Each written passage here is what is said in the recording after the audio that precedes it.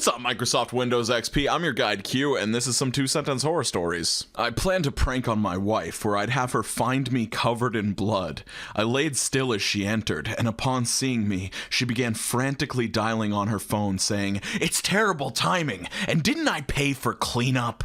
So like, oh, she tried to have him assassinated by a hitman, but like, if we follow this story, like, this guy is just laying on the bed. What does he do now that he knows that she was trying to have him hit? Like, he has evidence, like, he saw her talk on the phone, but he doesn't actually have physical evidence to go to the police with. And like, what happens when he stands up and he's like, "Hey, I'm not dead, but like, hey, you were trying to kill me." Like, what happens next? Also, assuming that the wife was completely normal up until this point, this is an unhinged prank to play. Like, how did you plan to come back from this, even if she wasn't trying to assassinate you? Each year after summer camp, at least one of the students came back pregnant, which is pretty weird for our all-girls Christian school. Like, I hate these stories that are just like, atrocities happening to children. Fucking spooky, isn't it? It's just, I don't know, it feels cheap to me.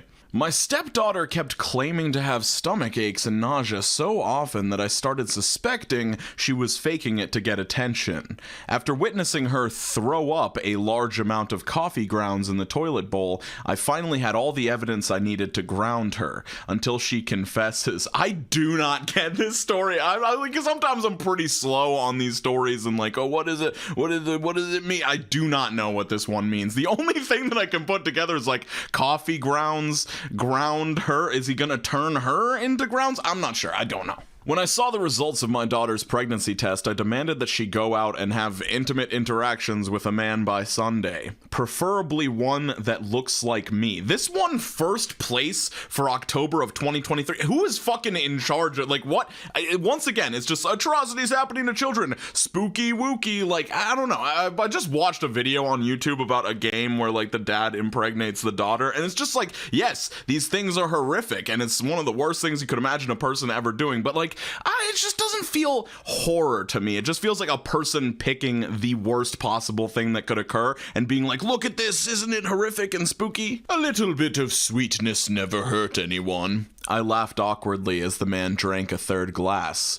Clearly, I thought, given this fucker seemed to be immune to I don't get it. We're reading the top posts of this month, by the way. I know that it's like, 2-sentence horror stories existed for a long time, so like, obviously there aren't that many ideas left to do, but like, what? He's drinking antifreeze, it doesn't seem to matter, he's chilling. How does he not realize that he's drinking antifreeze? Like, I'm pretty sure antifreeze isn't a tasty beverage. It might look delicious, but I'm pretty sure it's like, you know, toxic to the human palate and body, you know. So this one took second place for October 2023. Every other Monday I check my daughter's weight to make sure her diet is working.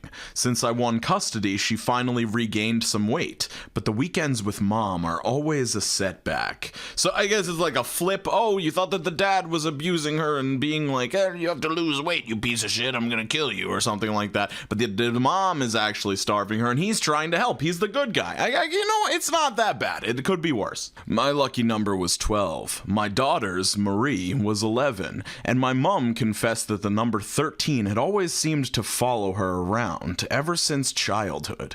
Naturally, I thought it was a coincidence, but it was only when Marie told me that my granddaughter was seeing the number 10 everywhere did I realize the possibility of a countdown. Ooh, spooky countdown. Well, you'll probably be fucking dead as shit by the time it actually catches up to number 1, so you don't really have to worry about it. But I think that semicolons should be illegal in 2-sentence horror stories. Let's count. 1, 2, 3 total semicolons. I guess it's not that bad. You throw in 2 commas. It's a little bit too much punctuation. This could be like 4 sentences. My baby Alex is so smart. His first words were numbers. My coworker gushed as she shoved her iPhone into my face. I watched as her giggling 2-year-old suddenly stopped, turned, and looked right at the camera and said, 01001 000100011 0011011 00011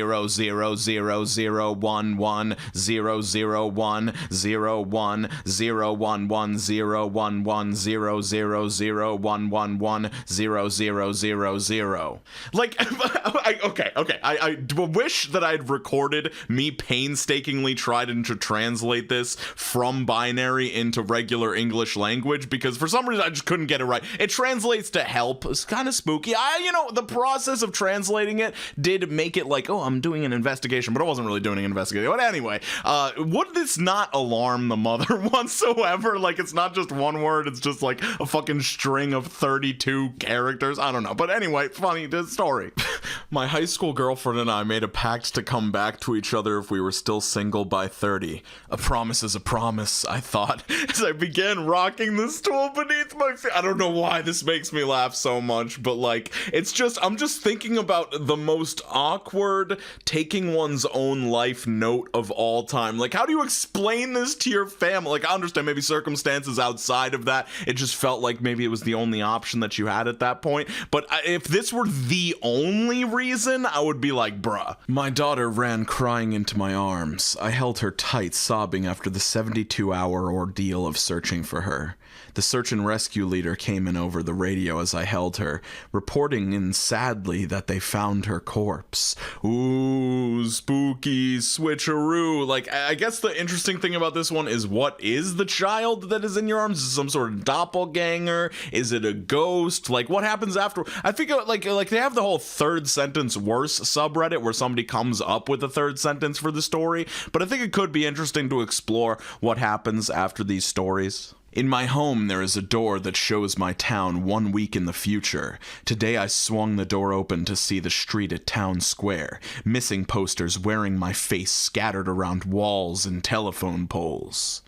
I just don't know with this. I'm not quite sure what to say other than, like, what was the door showing before this point? Like, was it just your boring ass town? Like, a week ahead, you would just see, like, a person being like, it's December 25th. And you were like, oh my God, it's actually December 18th, right? Like, I just don't know. My mother had tears in her eyes when she told me that her and Dad were taking me to Disneyland.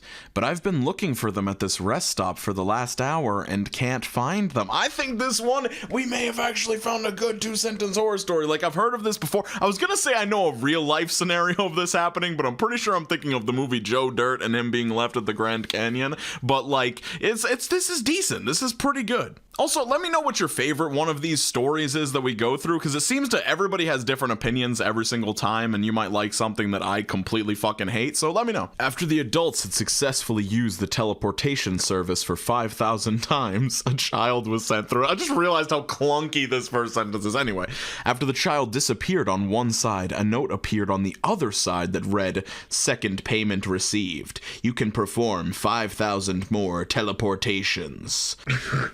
Would it be worth it? It would not be worth it. Obviously, you can't justify murdering children unless it was like a Fortnite gamer. Am I right, adult gamers? I'm just kidding. I don't know what I'm doing anymore, to be honest with you. Yanked under the bed, the girl had no time to scream before the monster's clawed hand covered her mouth.